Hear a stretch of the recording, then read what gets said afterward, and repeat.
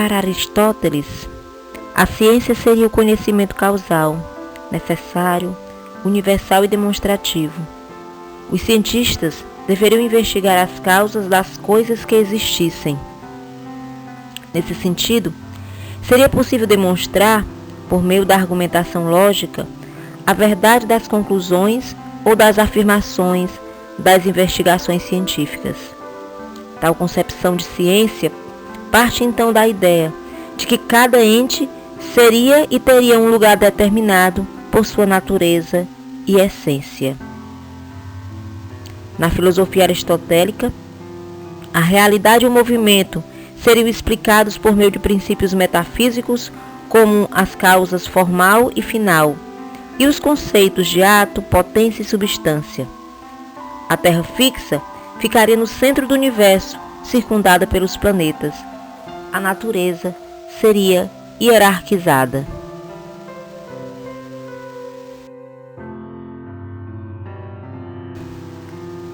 Para Aristóteles, o universo seria composto de duas partes.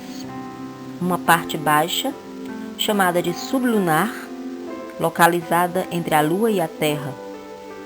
Nela, imperaria a imperfeição e as coisas estariam sujeitas a mudanças, a corrupção e a existência breve. Nesse domínio, o movimento natural seria retilíneo de baixo para cima ou de cima para baixo. As coisas seriam compostas de 4 substâncias básicas: terra, água, fogo e ar. Tudo que existisse no mundo buscaria seu lugar natural de acordo com a sua composição. Na outra parte, chamada de supralunar, alta ou celeste, os planetas e as estrelas seriam compostos de uma quinta matéria, o éter.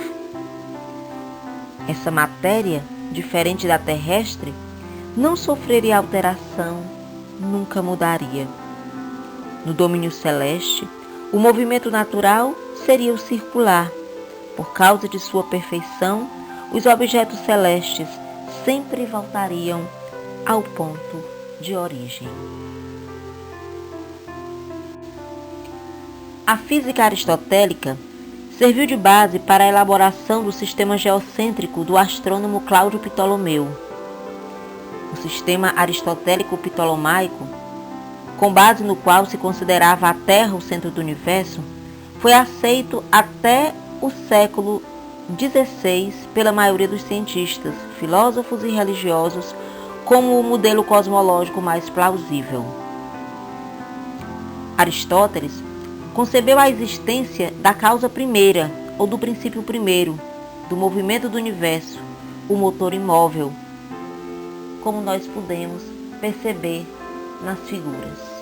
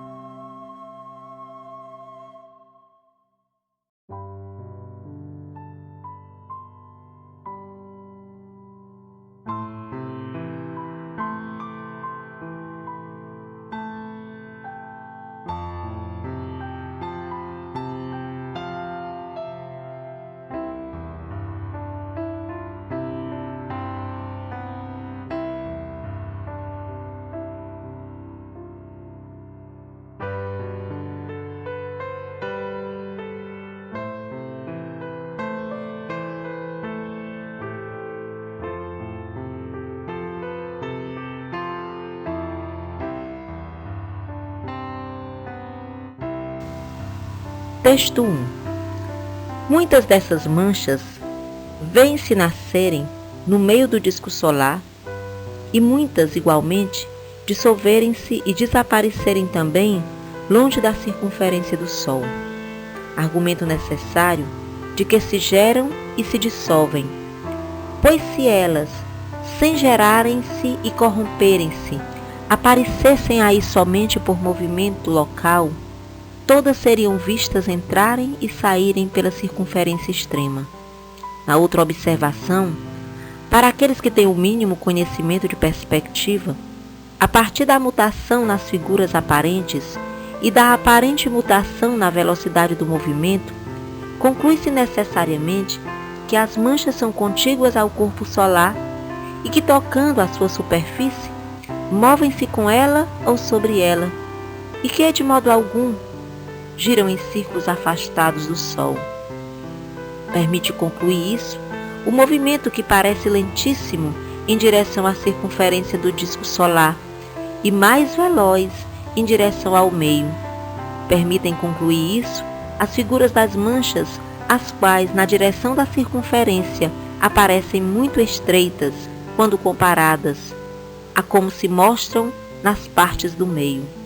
E isto porque nas partes do meio se vê em realce como verdadeiramente são, e na direção da circunferência, devido ao afastamento do globo, mostram-se encurtadas. Nesse trecho, Salviati, por analogia Galileu, argumenta que as manchas solares não poderiam ser planetas minúsculos ou quaisquer outros corpos celestes que estivessem na frente do Sol. O narrador personagem observa que as manchas aparecem no meio do disco solar e depois se dissolvem, indicando que são alterações do próprio Sol. Texto 2. Do que é um argumento bastante claro o fato de ser sua superfície da Lua, na maior parte desigual, devido às muitas elevações e depressões que nela se percebem graças ao telescópio, elevações das quais existem muitas em tudo e por tudo similares às nossas mais ásperas e escarpadas montanhas, e percebem-se algumas que se prolongam por centenas de milhas. Outras estão reunidas em grupos mais próximos e existem também como cumes agudos e solitários, muito altos e escarpados. Esse outro texto, da mesma obra, argumenta que com o telescópio pode-se observar que a Lua é irregular, com elevações e depressões, não sendo, portanto, perfeito, como pensava Aristóteles em seu modelo.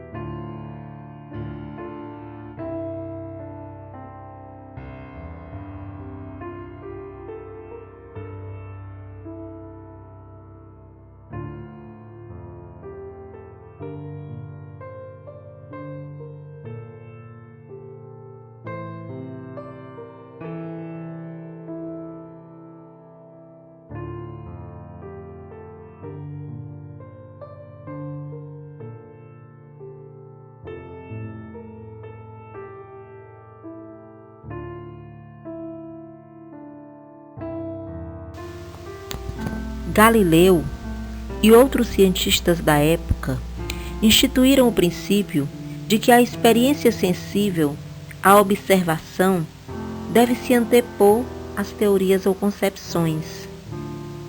Em outras palavras, suposições ou teorias científicas válidas não podem ser contrariadas pelos fatos observados.